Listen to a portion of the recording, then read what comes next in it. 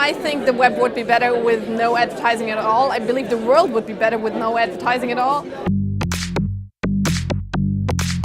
I think advertisers definitely should pay attention to why people use ad blockers.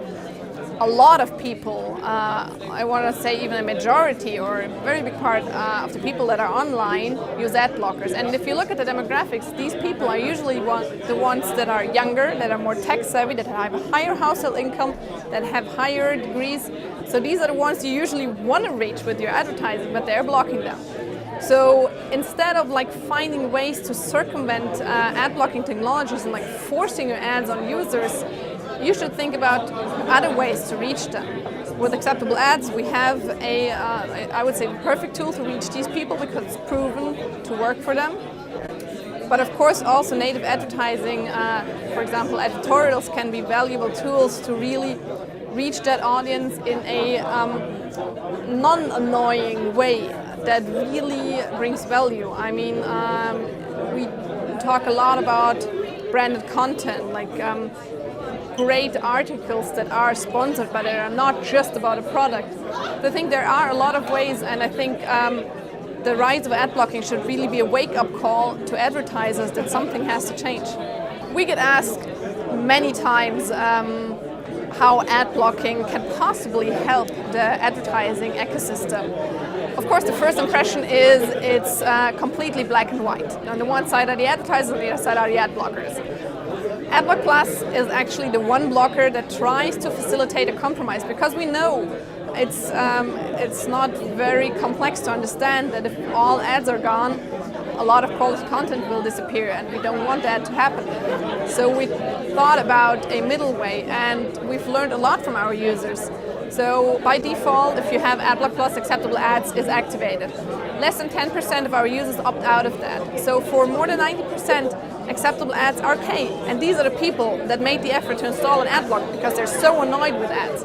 So that's a clear proof that there is a middle ground. My thoughts on native advertising, and if it's rather bad or good, are quite clear. It is a good development. Actually, I see a lot in common between native advertising and acceptable ads or other initiatives that try to make online advertising better. We all have understood that the pop-up that covers your whole screen, that is in your face, where you have to search for the tiny little X to get rid of it, is over. That's the past. We should not do that anymore. For me, good native advertising is advertising that really brings value to all parties involved. The user, the publisher, and the advertiser. They all have a little bit of different interests, but they all should be satisfied. Otherwise, it's not a good advertising. From an ad blocking perspective, we have very clear criteria. Adblock Plus has acceptable ads implemented, where we say, okay, there are certain criteria in form and format, in size and labeling, very important, so making transparent, especially for native. If something is layouted almost like an article on an editorial site, then it has to be clearly labeled, clearly distinguished as an ad.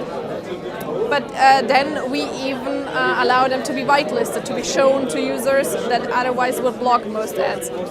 Of course, there are a lot of lessons learned for the advertising industry, because we didn't just come up with this criteria. We took them from very extensive user research, where they tell us, okay, if I see a small placement there, if it's very clearly labeled, if it doesn't completely interrupt my flow, then I might be fine with it.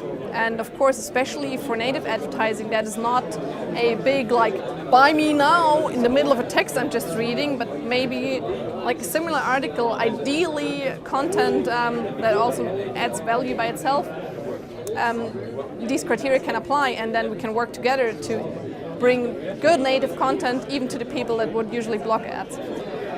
The future of ad blocking will be a very bright one. We still see numbers rising. Ad blocking on mobile is almost standard in Asian countries, and will soon be the same in Western countries, the US and Europe. Of course, there are also now challenges, because we want to be, especially we as Adblock Plus, want to be part of the conversation about better ads. ad blocking can certainly have an impact on native advertising and vice versa. So there is a lot of opportunities and there are some risks. So when native becomes too aggressive, becomes annoying to users, then ad blockers will find a way to also block that content, that advertising. The other option would be working together to make sure that native advertising always adheres to acceptable ad standards and thus will not fall in a category where it's automatically blocked.